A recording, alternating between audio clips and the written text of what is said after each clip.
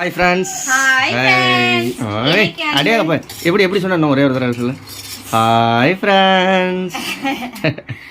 சரி ஓகே. நம்ம இன்னைக்கு வந்து கருவாடு தொக்கு தான் பண்ண போறோம். என்ன கருவாடு அப்படினா வாழை கருவாடு தொக்கு தான் பண்ண போறோம். கருவாடு பிடிக்காதவங்களுக்கு கூட இந்த வாழை கருவாடு செஞ்சு சாப்பிட்டீங்க அப்படினா பிடிக்க ஆரம்பிச்சிரும். கருவாடு பிடிக்க ஆரம்பிச்சிரும். குழந்தைகளுக்கும் நல்லது. முள் அந்த அளவுக்கு இருக்காது. நிறைய முள் இருக்காது கசகசன்னு. ஒரே முள்ளு தான் இருக்கும். நடு முள்ளு மட்டும் தான் இருக்கும். வாழை கருவாடோட இது டேஸ்ட் வேற லெவல்ல இருக்கு. வாழை கருவாடை வந்து நான் பொரிச்சு எடுத்துட்டேன். பொரிச்சு எடுத்த இதாங்க வாழை கருவாடு.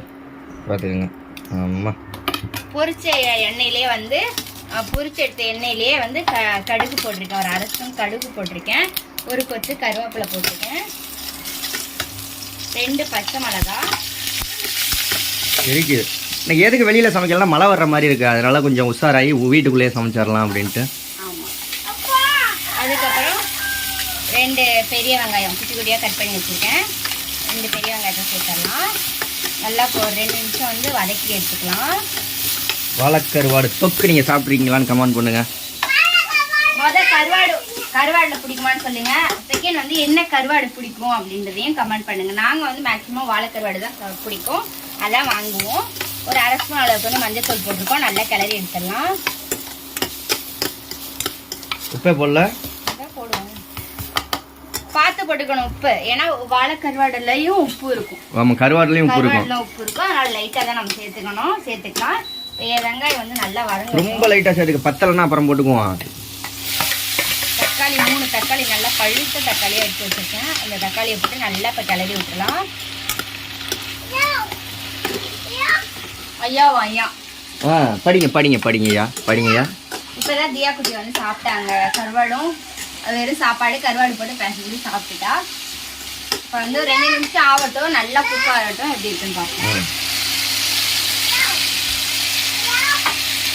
தக்காளி வெங்காயம் வதங்கிடுச்சா? தக்காளி வெங்காயம் நல்லா வதங்கிடுச்சு. இந்த ஸ்டேஜில் வந்து பார்க்கவே நல்லா இருக்கு நிஷா.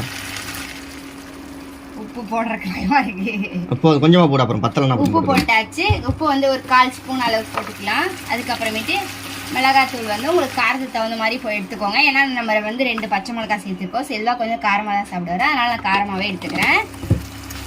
இப்போ மிளகாத்தூள் போட்டு நல்லா பச்சை வாசனை போகிற அளவுக்கு 2 நிமிஷம் நல்லா கிளறி விட்டுருங்க. கிளறி விட்டுட்டு இந்த கருவாடையும் நம்ம உள்ளே போட்டுடலாம். அதுவும் வந்து 2 நிமிஷம் நல்லா மிக்ஸ் ஆகிடுச்சுன்னா அந்த உப்பு மிளகாத்தூள் எல்லாமே வந்து அந்த கருவாட்டிலே சாரும். அதுக்காக தான் நம்ம வந்து கருவாடு போட்டுடலாமா? இதுதான் கருவாடு தொக்கு, வாழைக்கருவாடு தொக்கு. கருவாடு போட்டுடலாம். இந்த கருவாடை வந்து பாப்பாவுக்கு தாட்டிச்சுக்கோ, ஏன்னா அவங்க 2 பேர் காரம் போடாம தான் சாப்பிடுவாங்க. இது செல்வா அப்படியே வந்து நம்ம காரத்தை போட்டு நல்லா பேட்டி விட்டோம்னா அவ்வளோதான். நம்மளுடைய வாழைக்கருவாடு தொக்கு எப்படி இருக்கு அப்படின்றத கமெண்ட்ல சொல்லுங்க. நீங்க ட்ரை பண்ணல அப்படின்னா வாழைக்கருவாடு பாக்கெட் 10 ரூபா தான், கடையிலேயே கிடைக்கும், சூப்பர் மார்க்கெட்லயும் கிடைக்கும். கண்டிப்பா வாங்கி ட்ரை பண்ணி பார்த்துட்டு எப்படி இருந்துச்சுன்றத கமெண்ட்ல சொல்லுங்க. இந்த வீடியோ பிடிச்சிருந்துச்சு அப்படின்னா லைக், ஷேர், கமெண்ட் பண்ணி சப்ஸ்கிரைப் பண்ணுங்க. பாய்.